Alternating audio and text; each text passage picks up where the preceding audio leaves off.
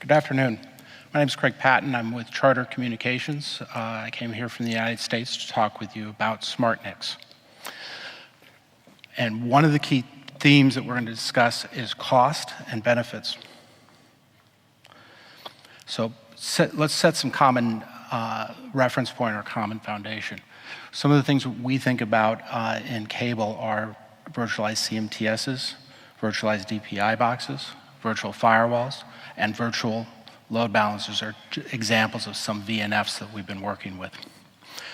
Network performance, including packet processing and latency forwarding, has been a major challenge for NFV.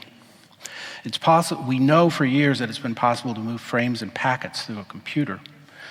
However, we need to look at the scale and the cost.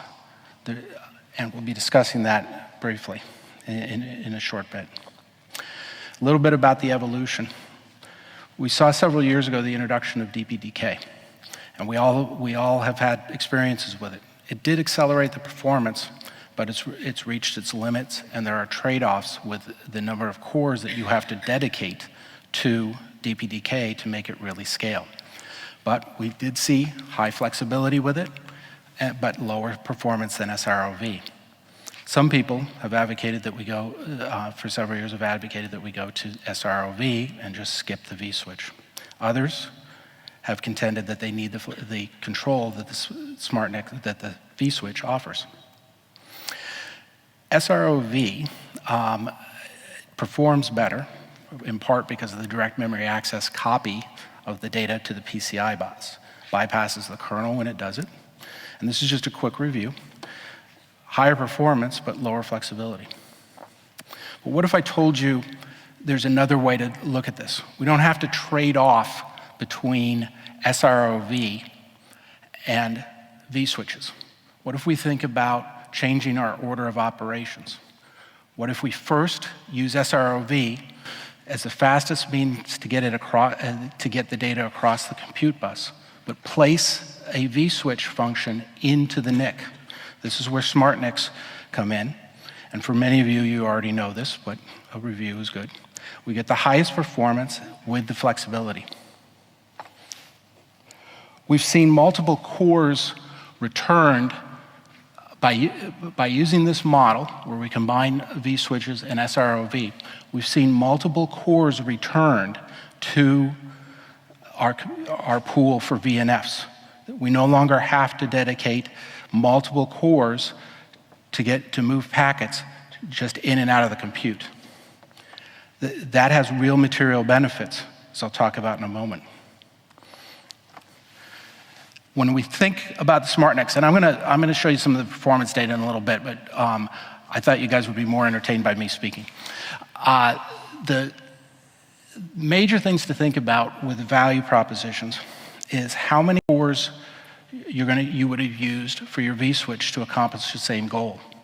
How much rack and cooling that amounts to. How much compute in total you need to do the job. So you'll have to come up with your own cost calculations for your organization, but think about rack, cooling, space, power, and the benefits herein with the SmartNICs. All right. A little bit of one type of SmartNICs that we've worked with quite a bit at Charter is hybrid SmartNICs.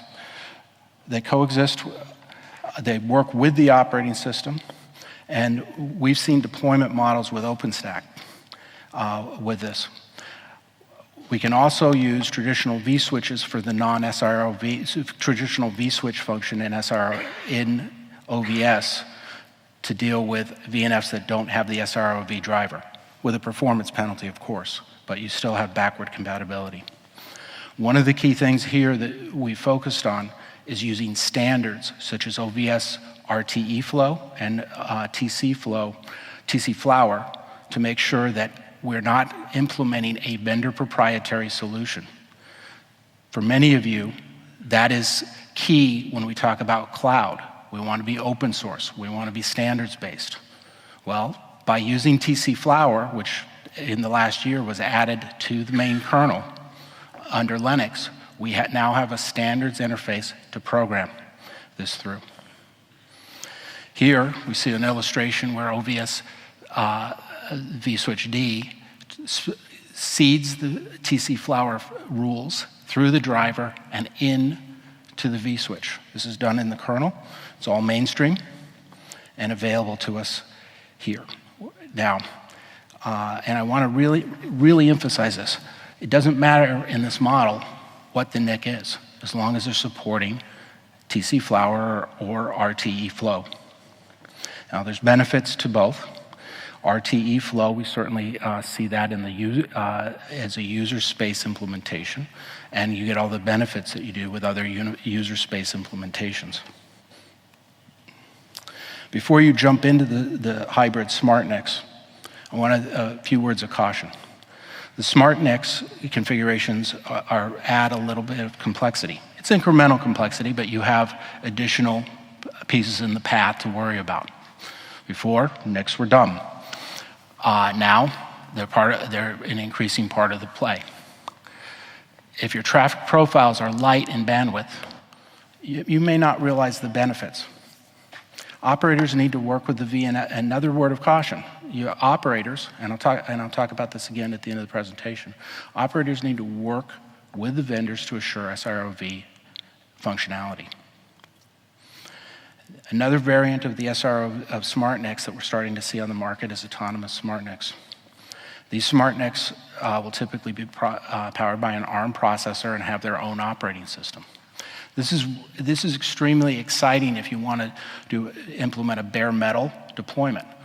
One of the ways that we've been thinking about autonomous smart NICs is we can use this to replace a NSXT or a OpenStack Neutron network node.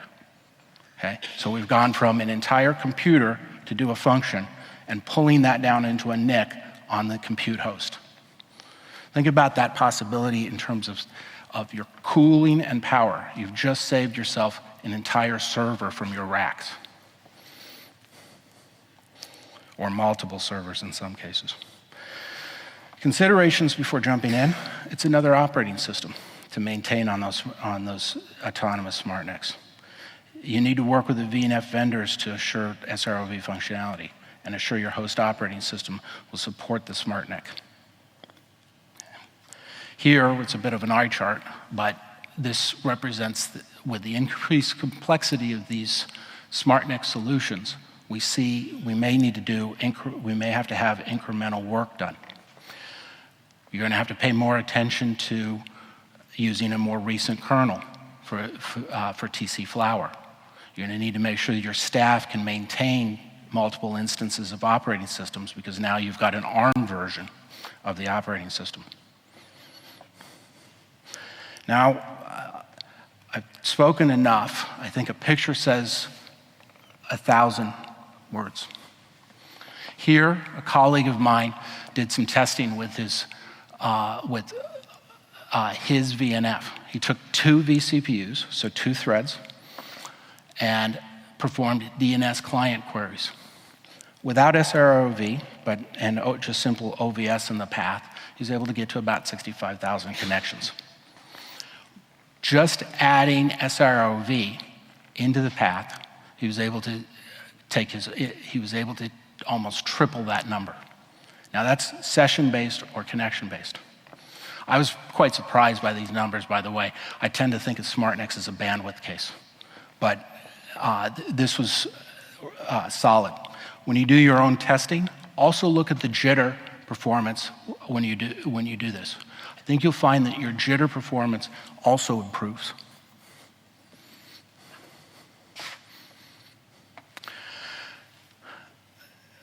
So, bandwidth oriented.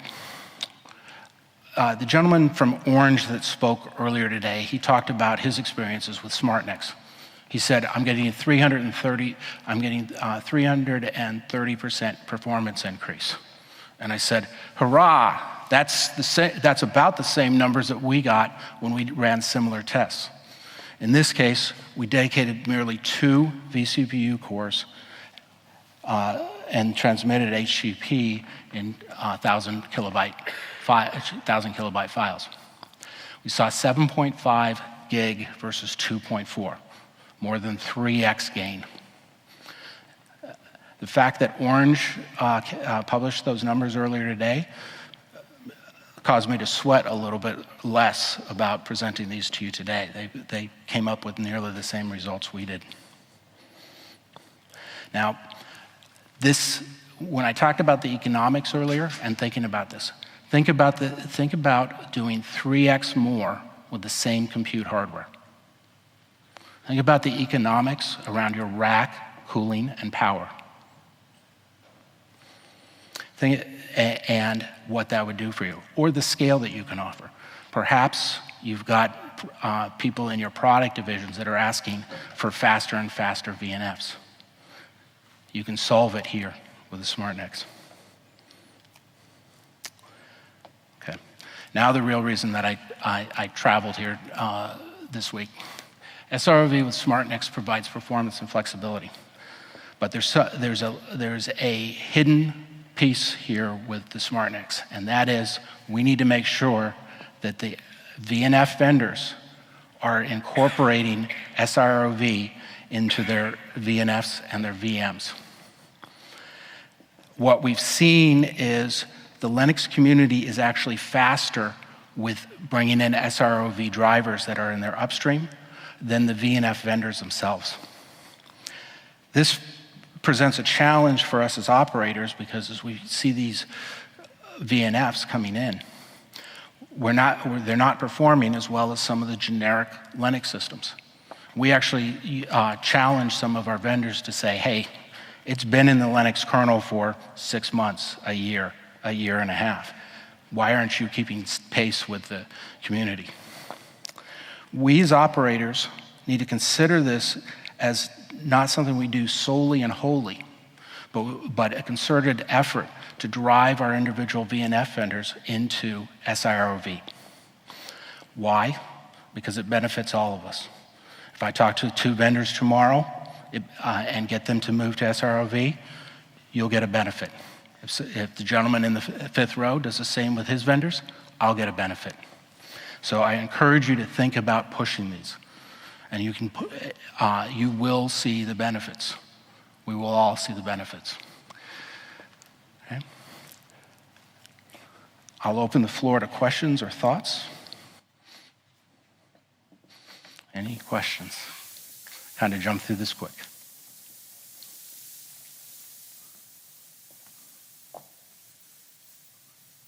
Okay, well, thank you very much. I appreciate your time today.